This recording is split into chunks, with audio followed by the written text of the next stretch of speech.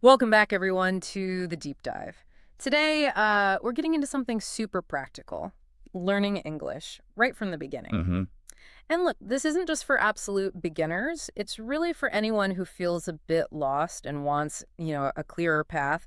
We've looked at a ton of material to basically give you the essentials. That's exactly it. Our mission today, really, is to figure out those first crucial steps. What actually matters when you're starting, and, how do you keep going without getting totally confused? We've tried to pull out the best strategies from all that material. Yeah, make it feel less like climbing a huge mountain. Hmm. So what's coming up? Well, practical tips, definitely. Some surprising ideas, maybe, things backed by research. Hmm. And we'll even try to get you practicing a little bit along with us. Yeah, a little interactive. Exactly. Should be engaging, respect your time, help you learn fast.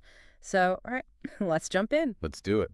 Okay, so you're faced with English, blank slate. Where do you even start? I mean, the sources we looked at really pushed starting with super basic words, right? Like apple, dog, Right. blue, good morning, thank you. Why is that so effective? Well, there's this idea, embodied cognition, basically. When you link a new word, let's say door, to the actual physical door, Right. your brain makes a much stronger connection. It's multisensory, not just sound. You see it, maybe touch it. It's way more effective than just, memorizing a list. I actually did that myself, put sticky notes on everything. Table, mirror. Oh, you really did that. I did. And those words, they stuck incredibly fast because they were real.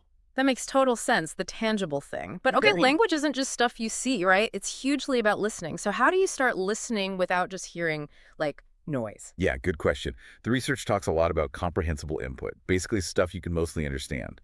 That's why things like short English videos for kids often come up. Ah, okay. Easy words, slow pace. Exactly. It hits that sweet spot.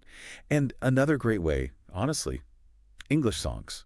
They're fun, catchy. Mm. You listen, maybe try to sing along, and you're picking up words, sentence structure, kind of without realizing it. I still remember my very first English sentence. It was, "My name is Sarah." No. Yeah. So simple, but saying it right, that felt like a huge achievement, huge pride in that little sentence. That's brilliant. A small win, big motivation. Okay, but here's a big one for lots of people, myself included. The fear of actually speaking, just opening your mouth. So yeah, huge hurdle. It feels terrifying. What did the sources say about getting over that initial hump, like Right. practical low-stress ways? Well, the message that came through again and again was, don't wait for perfection. Just don't. Right. Easier said than done sometimes, though. True, true. But you build confidence by doing, by repeating, even simple things. Actually, let's try something right now. For everyone listening, just repeat these aloud after me. Okay. Ready? Hello, how are you? Hello, how are you? Good. My name is your name. Try it. My name is... And I am learning English. I am learning English. See, it's saying them. The more you physically say them, the more natural they start to feel. That's like muscle memory for your mouth. That actually feels less scary just doing it like that. Okay, so we're speaking a tiny bit. What about reading and writing? How do you dip your toes into those without drowning? Right, because they can seem intimidating too. For reading, the advice is pretty consistent. Yeah. Start simple. Children's books are great, Okay. or even comics in English. Simple language, plus pictures to help you figure things out. Context clues. Exactly. And for writing, start really small, like tiny sentences. I like coffee. It is sunny. Stuff you might actually think or say. Yeah. Or just write about your day, super simply. I woke up, I ate breakfast, I went to school. You're Mhm. practicing basic sentence structure without massive pressure. Okay, breaking it down. Makes sense. And, the thing that seems to tie all this together from everything we read is practice. Like every single day, Absolutely non-negotiable. even just a few minutes. What does that actually look like for someone starting out? Are we talking flashcards for 5 minutes or... It can be really bite-sized. Seriously. Yeah? Maybe listen to just a couple of minutes of a podcast, like this one. Okay. Or read one page, even one sentence, from that children's book. Mm. Learn maybe 3 new words. That's it. The key is the consistency, doing it every day. Right. Not the duration necessarily. Exactly. And hey, you'll forget words. Everyone does. That's totally normal. It's part of how the brain works. You just relearn them tomorrow. The important thing is showing up for those few minutes each day. That's actually a huge relief to hear Yeah. because tied into that is the fear of making mistakes, isn't it? People get paralyzed. Totally. Feels like every mistake is a step backwards. But the sources kind of flip that idea, saying mistakes are good. How does that work? How do we actually believe that? It sounds weird, I know. But mistakes aren't just okay. They're actually essential for learning. When you mess up Right. and then you realize it or get corrected, your Yeah. brain flags it. It's like a little error alert. Yep. And that signal actually helps strengthen the correct pathway. So you're less likely to make that same mistake again. I remember I once said, I am boring, when I meant I am bored. Oh. Been there. Right. Been embarrassing. But honestly, I never made that mistake again. It Yeah. stuck instantly. Yeah. So the mistake was actually a super powerful lesson. It's about reframing it from failure to like data point. That's a really helpful way to think about it. Okay, so mindset is key. What about actual tools? There are so many apps, websites. What did the sources point to as genuinely helpful for beginners?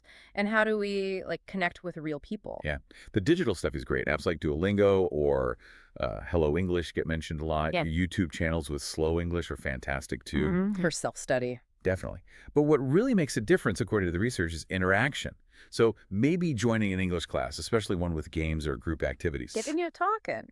Exactly. And just trying to talk to people, friends, classmates, finding a language partner online. It might feel awkward at first, being shy, For sure. but pushing past that shyness and actually using the language with real humans, that's incredibly powerful.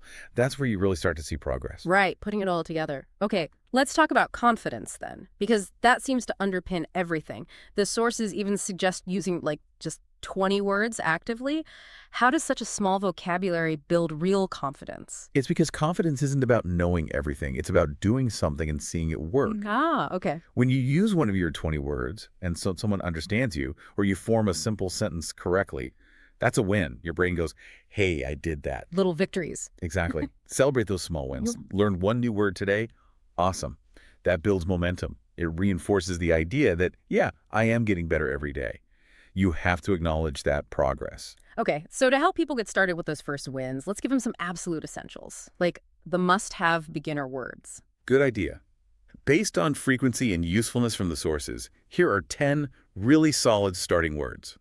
Hello, thank you, yes, no, please, sorry. Good morning, friend, water, and book.